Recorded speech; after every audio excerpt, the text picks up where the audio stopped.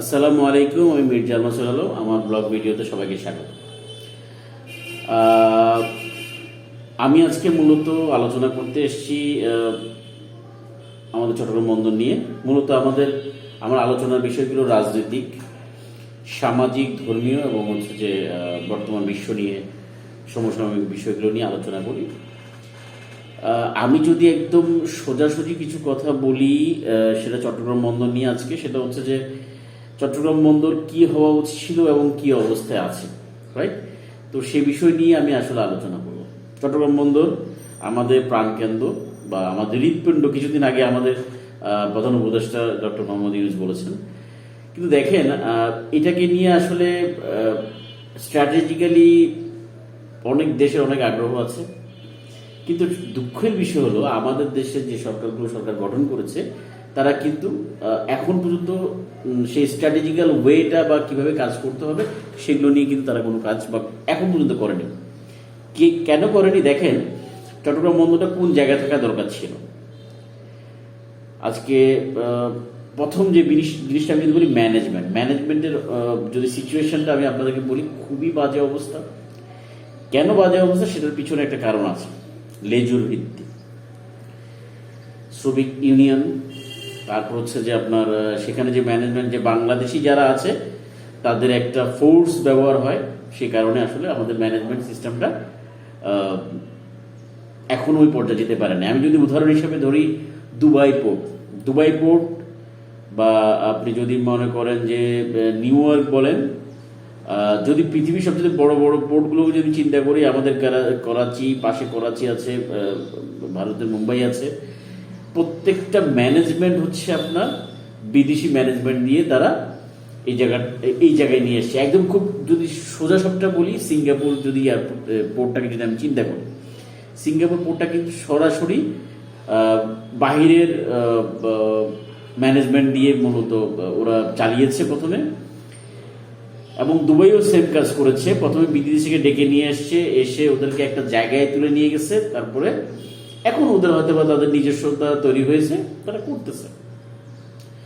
কিন্তু আপনি যদি বিদেশের পৃথিবীর সবচেয়ে ভালো প্র্যাকটিসগুলো যদি না করে নিয়ে আসেন, তাহলে কিন্তু আপনি আপনার এই জায়গাটা চেঞ্জ করতে পারবেন না। কিন্তু প্রবলেম হচ্ছে যে দেখবেন যখন এই যে কাজটা করে, সেই কাজটা করতে গেলেই ওই যে দেখবেন যে বন্দরকে বিদেশির হাতে তুলে দিচ্ছে, এই ধরনের বিভিন্ন রকমের বাজে কথাগুলো বলে আপনাকে একটা বায়াস পর্যায়ে নিয়ে চলে যাবে। কারণ এই বন্দর যদি বিদেশির হাতে চলে যায়, তাহলে ওরা যে এতদিন যে পয়সা কামিয়েছে, সে পয়সা কামানোর জায়গাটা বন্ধ হয়ে যাবে। নট অনলি বন্ধ, বাংলাদেশের পুরো সিনারিওটাই এমন। আপনি কোনো কাজ করতে যাবেন, কোনো বিদেশিকে আনতে যাবেন, বাংলাদেশের হাত থেকে নিয়ে নেবেন, দেখবেন যে আপনি ওইখানে বিভিন্ন রকম রং তকমা মাখিয়ে বিভিন্ন রকম জায়গা তৈরি করে আপনাকে ওই জায়গাটা নষ্ট করে দিয়েছে।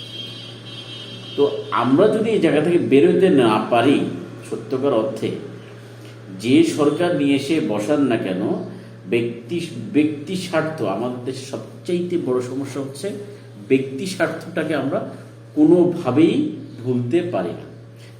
ব্যক্তি স্বার্থটাকে যতদিন আমরা প্রাধান্য দিয়ে যাব, ততদিন আমাদের এই দুর্গতি নিয়ে আসবে।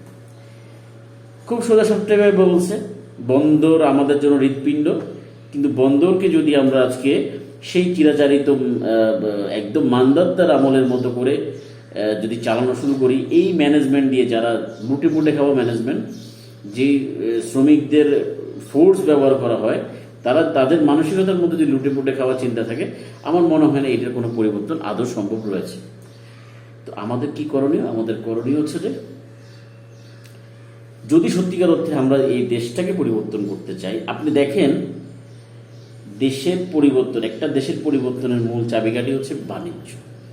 আপনি পৃথিবীতে যত উন্নত দেশ হয়েছে এবং তাদের ইকোনমি গ্রো করছে, জিডিপি গ্রো করছে শুধুমাত্র বন্দর কেন্দ্রিক উন্নয়ন ব্যবস্থাপনার মাধ্যমে।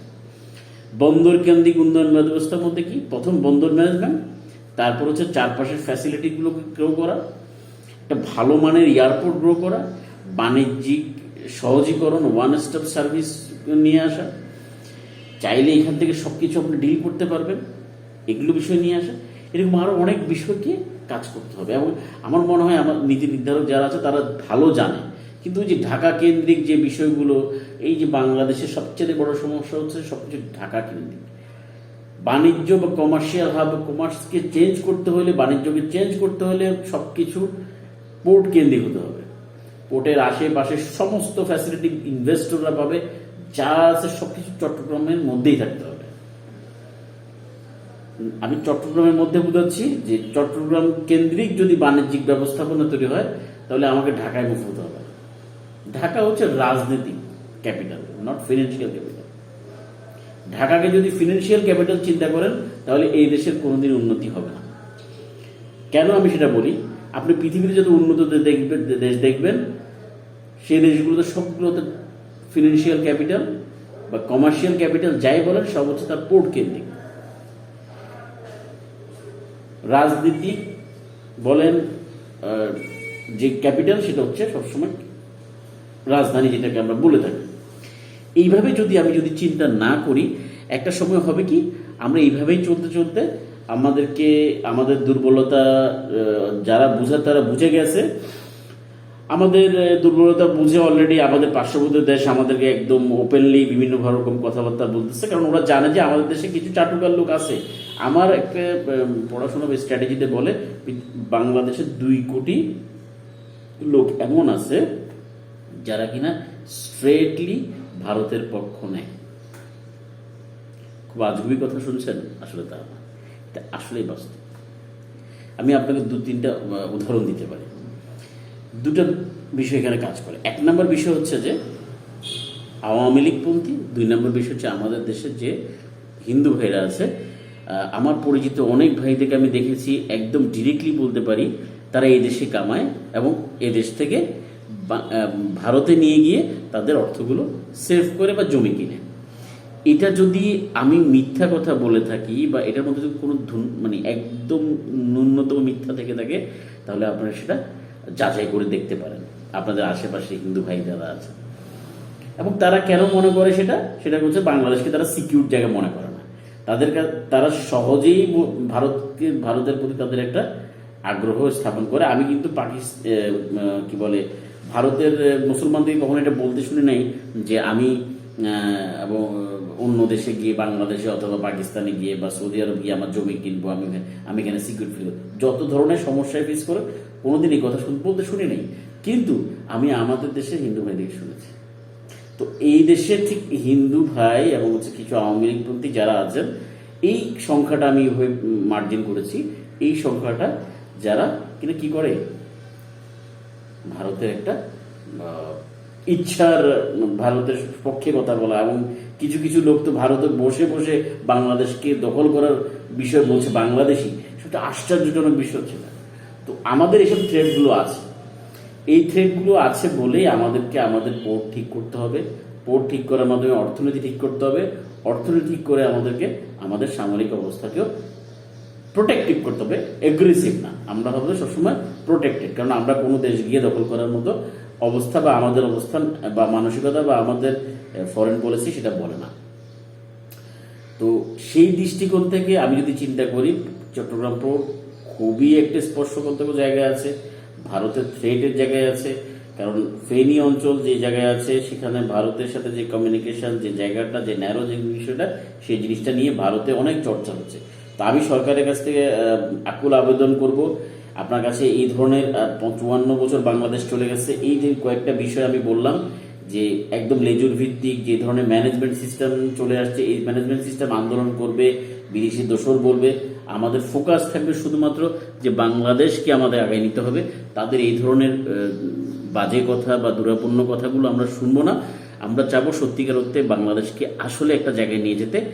আমি ডক্টর মোহাম্মদ ইউনূস সাহেবকে একটা কথাই বলবো যে আপনি প্লিজ আপনার হাতে যে সময়টুকু আছে সেই কাজগুলো এগিয়ে দিয়ে যান। কারণ আমার অধীর বিশ্বাস এই বাংলাদেশের রাজনৈতিক ব্যবস্থাপনা আমাদেরকে কোনোদিন এগোতে দিবে না।